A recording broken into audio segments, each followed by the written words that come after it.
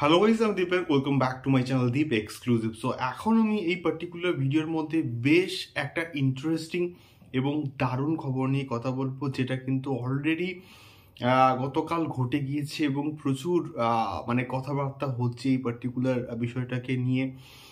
এবং সেই বিষয়টা অবশ্যই জিদ্দার সংক্রান্ত এবং জিদ্দার আপকামিং প্রজেক্ট সংক্রান্ত। এবং বিশেষ করে জিৎ ফ্যানরা কিন্তু প্রচণ্ড খুশি হবে এই নিউজটা পেয়ে। সো খবরটা কি?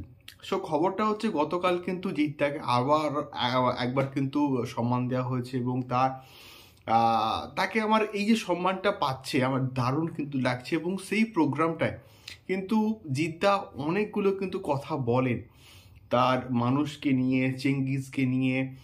এবং রিসেন্ট টাইমে কিন্তু আমরা একটা খবর পেয়েছিলাম যে হয়তো জিদ্দা বেঙ্গল টকিজের সঙ্গে কাজ করতে পারে, ইভেন কথাবার্তাও নাকি হয়েছে। তো এই খবরটা যে কিছুটা আংশিক হলেও সত্যি, এবার কিন্তু মোটামুটি প্রমাণ হয়ে গেল বন্ধুরা। তার কারণটা হচ্ছে জিদ্দা কিন্তু গত 5-6 বছর ধরে কিন্তু তার নিজের প্রোডাকশন হাউসে গ্রাস রুটে কিন্তু কাজ করছেন।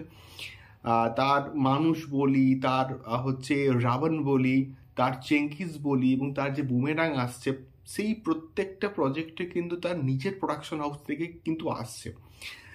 নিজের প্রোডাকশন হাউস থেকে বাইরে কিন্তু তিনি কোনো রকম কাজ করেন এই 5-6 বছরের মধ্যে। তো এক্ষেত্রে এবার কিন্তু জিদ্দা এই ডিসিশনটা নিয়েছেন যে এবারে তার যে নিজের প্রোডাকশন হাউস, সেখান থেকে বেরিয়ে কিন্তু অন্য প্রোডাকশন হাউসে গিয়েও তিনি কাজ করবেন। এবং সেটা কোনো প্রডিউসার হিসেবে নয়, অ্যাজ এ হিরো হিসেবে। এটা আমার মনে হচ্ছে প্রচণ্ড ভালো একটা সিদ্ধান্ত হয়েছে। তার কারণটা হচ্ছে দেবদাকে আমরা যদি দেখি, দেবদা কিন্তু নিজের প্রোডাকশন হাউসে যেমন কাজ করছে, তেমনি গোলন্দাজ বলি, ওটা কিন্তু পুরোপুরি এসবিএফেরই একটা প্রজেক্ট ছিল। এবং সে নিজের প্রোডাকশন হাউস থেকে কিন্তু অনেকগুলো কিন্তু ছবি নিয়ে আসছে। এবং তার আপকামিং প্রজেক্ট রঘু ডাকাত বলি, ওটাও কিন্তু জয়েন্ট একটা কিন্তু প্রজেক্ট, দেবদার প্রোডাকশন হাউস এবং তার সঙ্গে সঙ্গে এসবিএফ একসঙ্গে কিন্তু আসছে। সো এবং বেঙ্গল টকিজের সঙ্গেও কিন্তু দেবদা মোটামুটি কাজ করছে একসঙ্গে কোলাবোরেশন করে। তো সেই জায়গা থেকে দাঁড়িয়ে এটা আমার অ্যাটলিস্ট মনে হয় যে দেবদা যদি অ্যাজ এ হিরো অন্যান্য যে প্রোডাকশন হাউস তাদের সঙ্গে কাজ করেন, তাহলে এটা প্রচণ্ড ভালো হবে।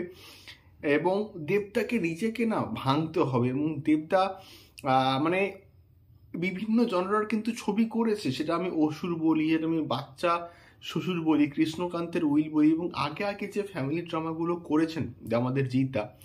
তো সেই জায়গা থেকে দাঁড়িয়ে জিদ্দা যে এই মাস কমার্শিয়াল প্রজেক্টটাকে বাঁচিয়ে রেখেছেন, এটাও একটা সব থেকে বড় একটা দিক। এবং জিদ্দা ইন্ডাস্ট্রির একটা পিলার বলি বা মেরু, কমার্শিয়াল সিনেমাকে যে বাঁচিয়ে রাখে না, সে ইন্ডাস্ট্রির পিলার।